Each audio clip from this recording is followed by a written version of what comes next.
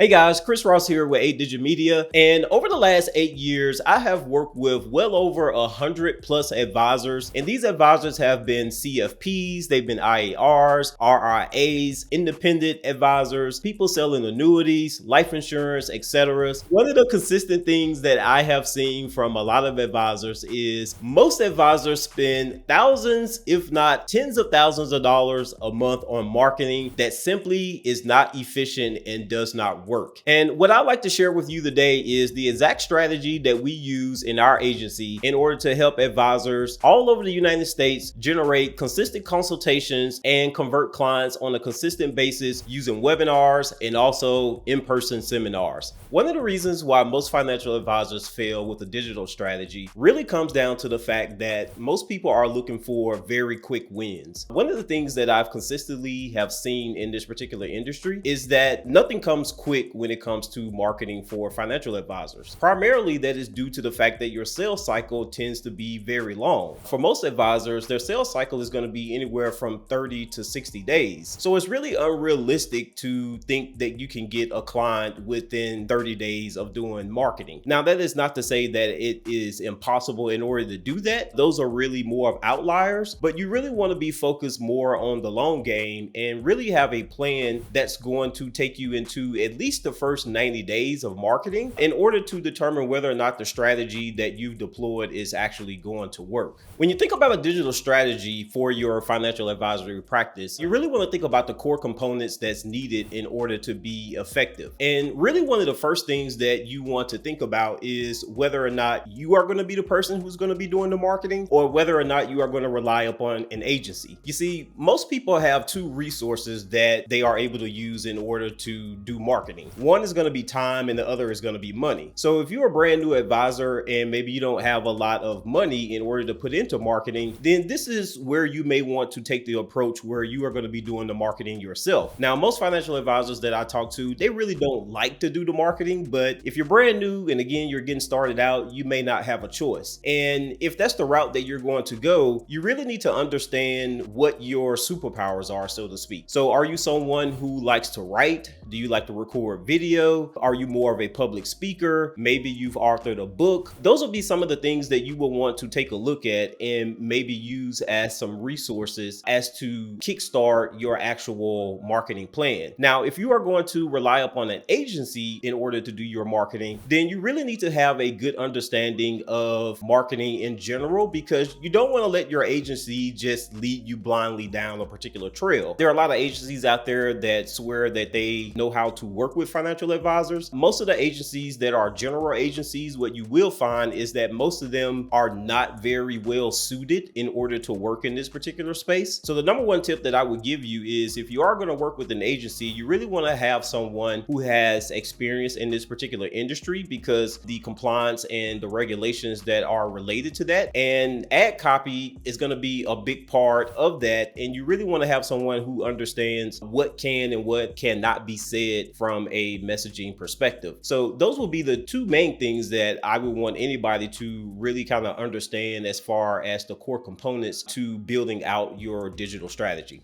After you have been able to establish the core components of your digital strategy, the next thing that you really want to do is to understand what type of client it is that you want to attract online. Now, for most advisors, anyone who is close or near retiring or already retired and have a certain amount of assets that they have saved up. Now, this is a very broad and general avatar, so to speak, that you may have in your mind. And it's okay to get started with that. But something that you may have heard before is that the riches are in the niches. Now, picking a niche can be something that you can easily overthink, and you really don't have to go at it from that particular approach. What you really want to do is take a look at some of the best clients that you have thus far and see if there are any commonalities between those individuals. So do these particular clients tend to fall within a certain industry? So whether they are doctors, lawyers, engineers, do they tend to fall within a certain age range? So maybe most of your best clients clients are 60 plus and they are about to retire within 1 year. Whatever the case may be, you really want to have a good understanding of the type of client that you want to attract, because this is going to go into the messaging component and give you the data and the information that you're going to need in order to create effective messaging that's going to resonate and attract those individuals. When it comes to content creation for your marketing, what you really want to take a look at and understand is, will you be the person who is creating the content, or are you relying upon someone else in order to create the content for you? Now, most advisors and even people such as myself, we're not really prolific content creators. So you really need to understand, again, is your content going to come from writing? Is it going to come from video? Is it going to come from speaking? Whatever it is that you feel that you are the greatest at, that is what I would recommend that you lead with, because the worst thing that you can do is try to produce content and it is misaligned with the things that you actually enjoy, which will only lead you to feeling like marketing is going to become a chore for you. And if it becomes a chore, that means that you're not going to do it. So you really want to try to think of ways to make marketing fun, so to speak, because then you are always going to be energized and willing to actually create the content. Now, if you are going to go with an agency who is actually going to create the content for you, then again, this is where you really need to have an agency that has a really good understanding of financial services in general. The general marketing messages that most agencies may put out, if they are agencies that typically work with e-com or in other industries, you will likely see that those messages or content that they are able to create will not align with what it is that you want to do and the clients that you want to attract. And then most importantly, you may see that this content is not going to be compliant approved, meaning FINRA, the SEC, there's a lot of regulations around what you can and cannot say. So having an agency that understands the ins and outs of compliance is going to be the best piece of advice that I can give you if you are going to rely upon someone else producing your content for you. So now that you have your content strategy and you have your ideal client profile, what you really need to do next is have a system for measurement. Now, most people are going to do marketing and the only measurement that they're really going to look at is the number of clients that are coming to the door. Now, while that is very important, you really want to have a good understanding of what content is actually producing the results for you. So if you are doing marketing in a number of different modalities, meaning maybe you're doing SEO, maybe you have a blog, maybe you have video content, maybe you're on LinkedIn or you're doing things on Facebook. If you don't have a clear understanding of where your best leads and your best clients are coming from, then you really can't double down on an effective content strategy that's going to give you a way to repeat those results day in and day out. So this will just lead to you always having to do marketing in a number of different places, and that can be very expensive and also very exhaustive. So having some kind of tracking system in place is going to be something that you're going to need in order to measure your results and give you the ability to have some consistency and some repeatability in your marketing. So when it comes to tracking, there are numerous ways that you can go about tracking the results of your marketing. And I could get into 20 different apps or different systems that you could potentially use, but I want to keep it simple for you today. And I'm going to give you one thing that will absolutely work for you. And that is focusing on one particular avatar, one particular message, and one particular channel for at least 90 days to understand whether or not it's working. And if so, double down on that particular channel, and that will be your best way of understanding where your best leads and clients are going to be coming from. Until you have at least produced $1 million of revenue from one channel, you really shouldn't be looking to diversify beyond that particular point. And that's simply because it's a lot easier to get the shiny object syndrome when the next new app comes out or the next new guru comes along and says, hey, you shouldn't do this, you should be doing that. So if you focus on one avatar, one problem, one channel for at least 90 days, that will simplify your tracking and also give you the ability to scale. Now, what I'd like to share with you right now is a real quick case study on one of our clients that came to us in June of this year. And they came to us with the idea that they wanted to do a webinar, but they didn't have a consistent way in order to get in front of their ideal clients. And what we were able to do is take them from generating 0 leads in the month of June to consistently booking anywhere from 15 to 20 plus consultations for every webinar that they were doing. Now, this particular group was doing doing a webinar once a week with the sole focus of doing Roth conversions. So this goes back to what I was saying earlier, where if you pick one avatar and one problem and focus on that, that will give you the ability to scale. So their entire webinar is just strictly about doing Roth conversions, and only for those people who are 59 and a half or 60 plus years old. And what they were able to achieve is the ability to build a pipeline of consistent clients for annuities where their average annuity case was $208,000 per case. And they've been able to do that consistently since July of this year. So overall, they have already been able to generate anywhere from about $500,000 to $1 million a month in annuity production, simply just focusing on one avatar, one problem, and one solution. So now that we've covered a number of different things in order for you to be able to put together your marketing strategy, the next thing that you really want to think about is implementation and resources that are going to be needed in order to pull this off. Now, when it comes to implementation, I've already touched on the fact that you really want to dedicate at least 90 days to your initial marketing in order for you to really understand whether or not it is going to work. So before you get to that 90-day mark, you really don't want to deviate and focus more on some of the early metrics, such as number of people that may be showing up to your webinar, number of qualified consultations that you may be getting, number of people who are showing up or not showing up to your particular consultations. Those would be some leading metrics that I would encourage you to focus on and optimize those things, because if you're able to understand, again, how many consultations or what's driving the consultations for the actual marketing, then that will lead to you being able to convert clients on a consistent basis. Now, from a resource standpoint, this is again really going to come down to whether or not you are going to be doing the marketing yourself, or if you are going to hire an agency in order to help you do it. If you are going to be doing the marketing yourself, then I would definitely say that you want to dedicate at least anywhere between, I would say, 10 to 20 hours per week in order to set up your funnel, make sure that you have all the tracking in place and all of the different things that's needed in order to make sure that people are gonna sign up and show up to your webinar if that's what you're gonna be doing. If you're gonna be looking at hiring an agency in order to help you do this, then obviously they're gonna do a lot of the heavy lifting for you, but that means that you're likely gonna need a budget in order to pay this particular agency. So from a monetary standpoint, what I would do is, at least on the ad spend side of things, you really want to have a budget for your marketing ad spend, and that really needs to be about $4,000 per month. Most of our clients are going to budget $1,000 per webinar that they're going to do, and most people are going to do 4 webinars per month, because again, you want to have that consistency in place so that you can be able to scale. So having at least a Facebook budget of $4,000 per month plus whatever your agency may charge will kind of give you an idea as to the resources that you may need in order to deploy this particular strategy.